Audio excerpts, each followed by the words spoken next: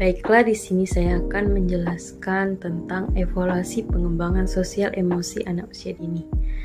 Adapun pengertian evaluasi berasal dari kata evaluation yang berasal dari kata bahasa Inggris, kemudian diserap ke dalam bahasa Indonesia menjadi evaluasi.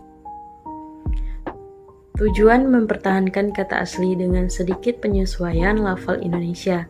Dalam Oxford Advanced Learners Dictionary of Care English disebut bahwa evaluasi adalah to find out, decide the amount or value, yang berarti suatu upaya yang menentukan nilai atau jumlah. Kata-kata yang terkandung di dalam definisi tersebut juga menunjukkan bahwa kegiatan evaluasi harus dilakukan secara berhati-hati, bertanggung jawab, menggunakan strategi, dan dapat dipertanggungjawabkan. Nah, jadi evaluasi itu menunjukkan pada suatu tindakan atau suatu proses untuk menentukan nilai dari sesuatu. Pengertian tersebut selaras dengan pengertian evaluasi menurut Ahmad Janan Asipuddin. Menurutnya, evaluasi adalah kegiatan menilai keadaan dan kejadian dalam aktivitas pendidikan. Dari pengertian itu tadi, evaluasi pengembangan sosial dan emosi anak usia dini dapat diartikan sebagai suatu proses mencapai ketercapaian standar tingkat perkembangan sosial dan emosi pada anak usia dini.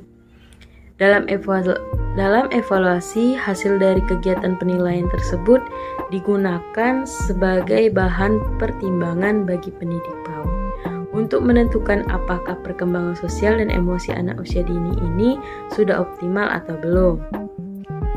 Berdasarkan pengertian tersebut, karakteristik evaluasi pengembangan sosial dan emosi anak usia dini antara lain yaitu evaluasi pengembangan sosial dan emosi anak usia dini merupakan suatu proses. Nah, ini berarti sebagai suatu proses pelaksanaan evaluasi pengembangan sosial anak usia dini terdiri dari beberapa kegiatan yang harus dilakukan. Evaluasi berhubungan dengan pemberian nilai atau arti. Ini berarti evaluasi dapat menunjukkan kualitas perkembangan sosial dan emosional anak usia dini yang dinilai. Selanjutnya, teknik evaluasi di PAUD. Adapun beberapa jenis teknik yang sering digunakan pendidik PAUD, diantaranya yang pertama, observasi. Observasi ini merupakan suatu teknik yang digunakan oleh pendidik PAUD untuk mengevaluasi perkembangan sosial dan emosi anak usia dini dengan cara mengamati perilaku anak. Nah, jadi dalam observasi ini dilakukan fokusnya itu dengan mengamati tingkah laku anak. Adapun observasi itu bisa dilakukan pada berbagai tingkah laku anak, baik ketika anak itu bermain, belajar, istirahat, ataupun ketika anak itu sedang melakukan kegiatan yang dilakukan di sekolah. Jadi dalam hal ini observasi ini dapat dilakukan dari awal pembelajaran sampai akhir. Jadi selama pembelajaran itu berlangsung, observasi ini dapat dilakukan. Adapun selain itu, perilaku yang diamati juga merupakan perilaku yang ditampilkan oleh anak itu ketika melakukan suatu kegiatan, atau bisa juga perilaku yang ditampilkan oleh anak itu sebagai hasil dari suatu kegiatan. Nah, dalam sebuah observasi, agar pelaksanaan itu terarah, maka diputuskan pedoman observasi. Dalam hal ini biasanya kegiatan terlebih dahulu, instrumen-instrumen yang akan digunakan ketika pelaksanaan observasi agar dapat terarah dan tujuan observasi itu sendiri tercapai dengan baik. Untuk selanjutnya yaitu catatan anekdot.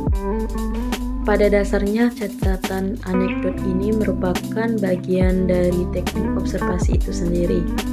Namun, catatan anekdot ini lebih memfokuskan pada kegiatan catatan mengenai sikap ataupun perilaku anak usia dini yang terjadi secara insidental atau tiba-tiba. Jadi, dilakukan catatan anekdot ini merupakan catatan khusus di mana ketika ada perilaku anak yang khusus itu terjadi, maka dicatat oleh pendidik. Catatan anekdot dibuat oleh pendidik mendeskripsikan suatu yang terjadi secara faktual sesuai apa yang dilihat dan didengar dengan cara objektif atau tanpa dibuat. Jadi secara alamiah saja yang mengungkapkan kapan, di mana, dan bagaimana peristiwa itu terjadi. Jadi diulang kembali, catatan anekdot ini merupakan proses pengumpulan informasi dengan mencatat suatu peristiwa atau kejadian yang berarti penting bermakna dalam catatan tertentu. Nah, jadi ketika proses pembelajaran ada suatu tingkah laku yang muncul dan itu luar biasa atau di luar kebiasaan atau khusus ataupun istimewa, maka itu dapat dicatat menjadikan suatu catatan tertentu atau dinamakan catatan anekdot. Selanjutnya yang ketiga yaitu daftar checklist. Nah, daftar checklist ini merupakan cara yang cepat dan mudah untuk mengukur keberadaan tingkah laku khusus pada anak. Daftar checklist juga dapat dipergunakan sebagai suatu cara untuk mendokumentasikan kejadian penting tertentu sehubungan dengan perkembangan anak atau sebuah tujuan atau sasaran instruksional. Jadi, daftar checklist ini sangat berguna bagi guru yang ingin mengetahui beberapa dalam seminggu, misalnya si A memukul temannya, atau beberapa kali si B menangis, atau beberapa kali si C meminta bantuan kepada guru. Nah, jadi ketika anak itu melakukan suatu tingkah laku yang berulang, itu bisa dicatat menggunakan daftar checklist untuk mengetahui seberapa sering peserta didik itu melakukan hal-hal atau kebiasaan tersebut. Baiklah, mungkin hanya itu yang dapat saya jelaskan dari makalah saya tadi. Lebih dan kurangnya saya mohon maaf, kepada Allah saya mohon ampun.